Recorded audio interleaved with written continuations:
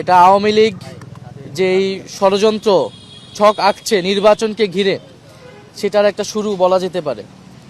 ফলে এই ধরনের পরিবেশকে আমরা কিভাবে একত্রে মোকাবেলা করব এবং সেটার জন্য যেই ফ্যাসিবাদ বিরোধী জাতীয় ঐক্য প্রয়োজন, সেটা যাতে অটুট থাকে।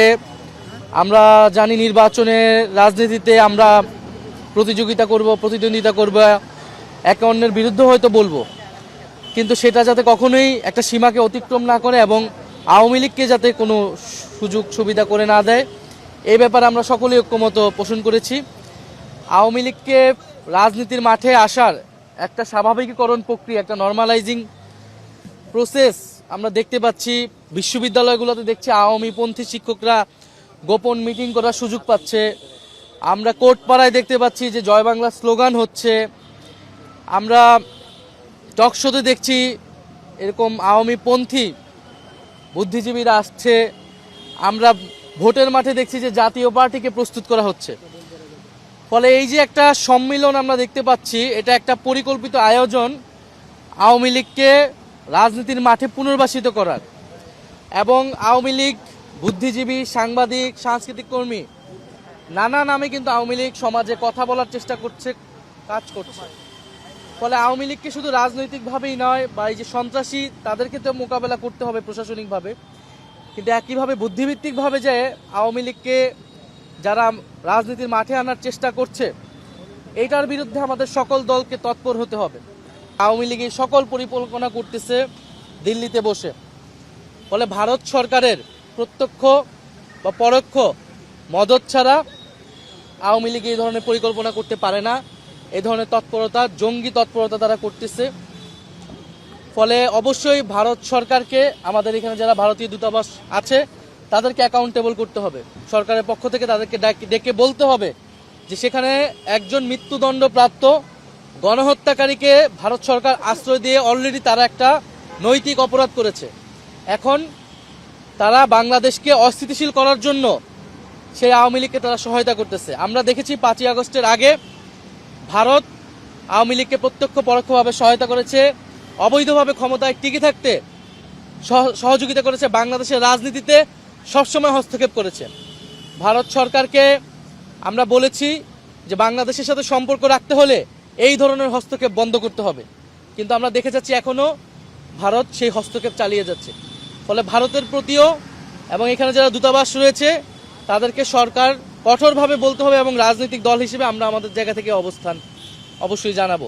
সর্বোপরি জনগণের প্রতি আমাদের আহ্বান থাকবে যে রাজনৈতিক দলের জায়গা থেকে আমরা ঐক্যের আহ্বান জানাচ্ছি, কিন্তু জনগণের ভিতরে যেই দল মতেরই হোক না কেন সে ঐক্যটা লাগবে। এবং ভোটের মাঠে যে আওয়ামী লীগের ভোট নেওয়ার যে একটা প্রতিযোগিতা আমরা দেখতে পাই, সেইটা যাতে আমরা খুবই সতর্কভাবে, সচেতনভাবে করি। কারণ সেই আওয়ামী লীগ ঢুকে আপনার দলের নেতাকে যে হত্যা করবে না তার নিশ্চয়তা নাই, কারণ গতকালকে আমরা সেটা দেখেছি। এবং ফলে এই জায়গা থেকে যাতে আমরা দায়িত্বশীল হই এবং গণ অভ্যুত্থান এবং বাংলাদেশ প্রশ্নে আমরা যাতে সেই ঐক্যটা বজায় রাখি। নাহিদ ইসলাম, একটা বিষয় হচ্ছে জুলাই ঘোষণাপত্রে বিপ্লবীদের নিরাপত্তার কথা বলা হয়েছিল, সেখানে তাদেরকে নিরাপত্তা দিবে। জুলাই বিপ্লবের একজন সম্মুখ সারির যোদ্ধা ছিলেন হচ্ছে উসমান হাদি, তার উপর হামলা হলো।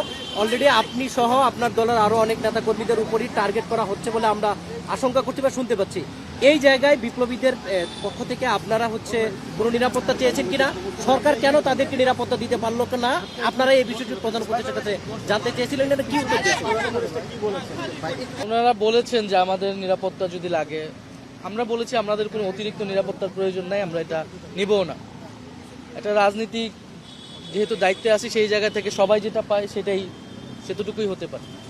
আমরা বলেছি যে আপনি এই 5-6 জন, 7-8 জন, 10-12 জন মানুষের আমরা হয়তো সরকার নিরাপত্তা দিল, আমরা হয়তো বাসায় বসে থাকলাম, গাড়িতে বসে থাকলাম, গানম্যান নিয়ে চলাফেরা করলাম, কিন্তু বাংলাদেশের যে আপামর মানুষ যারা রাস্তায় নেমেছিল, যে ছাত্ররা রাস্তায় নেমেছিল, যেহেতু ঢাকায় থাকে না, যেহেতু ঢাকার বাইরে থাকে, কোনো একটা উপজেলায় থাকে, জেলা সদরে থাকে, অথবা শহীদ পরিবার, আহত, তাদের নিরাপত্তাটা কিভাবে হবে? আমরা তো শুধু কেবল আমাদের নেতাদের নিরাপত্তা নিশ্চিত করলে হবে না, নেতাদের নিরাপত্তা দিয়ে জুলাই টিকে থাকবে না। ফলে সামগ্রিকভাবে সমাজ থেকে, রাজনীতি থেকে যদি আওয়ামী লীগের প্রশ্নে সুরাহা আমরা করতে না পারি, আওয়ামী লীগের বিরুদ্ধে, ফ্যাসিবাদীদের বিরুদ্ধে আমরা যদি গণপ্রতিরোধ বজায় রাখতে না পারি, তাহলে আসলে আমরা আমাদের কোনো নিরাপত্তা নাই। জনগণই আমাদের নিরাপত্তা। আমরা সেই জনগণের কাছেই আমাদের নিরাপত্তা নিতে হবে, এবং ফলে রাজনৈতিক দায়িত্বটা আমাদের পালন করতে হবে। সরকার অবশ্যই প্রশাসনিকভাবে, প্রশাসনের বিভিন্ন জায়গায় আওয়ামী লীগের লোকেরা আছে, পুলিশের বিভিন্ন জায়গায় আছে, এবং মিডিয়া থেকে শুরু করে নানান ছদ্মবেশে যে আওয়ামী লীগ আসছে, সরকারকে এদের বিরুদ্ধে কঠোর হতে হবে। আর বাকিটা রাজনৈতিক দলের জায়গা থেকে আমরা বলেছি, কোর্টপাড়ায়, বিশ্ববিদ্যালয়ের সকল রাজনৈতিক দলের, ফ্যাসিবাদ বিরোধী দলগুলোর মতাদর্শীপন্থী কিন্তু সংগঠন রয়েছে, তারা যাতে তাদের সংগঠনকে, তাদের মতাদর্শী লোকদেরকে মোবিলাইজ করায়। কারণ এটা শুধু এনসিপি এককভাবে সম্ভব না, বা শুধু ফলে সবাইকে শুধু শুধু রাজনীতির মাঠে নয়, এই যে বিভিন্ন সেক্টর, আমি এটাকেই বারবার গুরুত্ব দিচ্ছি, কারণ সম্মতি তৈরি করা হচ্ছে অন্য জায়গায়, কোর্টে তৈরি করা হচ্ছে, মিডিয়াতে তৈরি করা হচ্ছে, বিশ্ববিদ্যালয়ে তৈরি করা হচ্ছে। ফলে এসব জায়গায়, সাংস্কৃতিক জায়গায় তৈরি করা হচ্ছে, এইসব জায়গায় আওয়ামী লীগকে অবশ্যই প্রতিরোধ করতে হবে, এবং প্রশাসনিকভাবে আওয়ামী লীগকে আরও বেশি সন্ত্রাসীদের চিহ্নিত করে গ্রেফতার করতে হবে, এবং ভারতকে অ্যাকাউন্টেবল করতে হবে। এই তিনটা জায়গায় যদি আমরা কাজ করতে পারি সম্মিলিতভাবে, আমরা মনে করি যে নির্বাচন সম্ভব, এবং সুষ্ঠু নির্বাচন স্বার্থে এই তিনটা জিনিস আমাদের অবশ্যই করা লাগবে। নির্বাচনকে সুষ্ঠুভাবে আমাদেরকে করতে হবে। পতিত শক্তিরা চাচ্ছেই যে নির্বাচন যাতে পিছিয়ে যায়, নির্বাচন আমরা করতে না পারি, বাংলাদেশ রাষ্ট্রকে এমনভাবে দেখাতে যে তারা নির্বাচন করার জন্য সক্ষম নয়।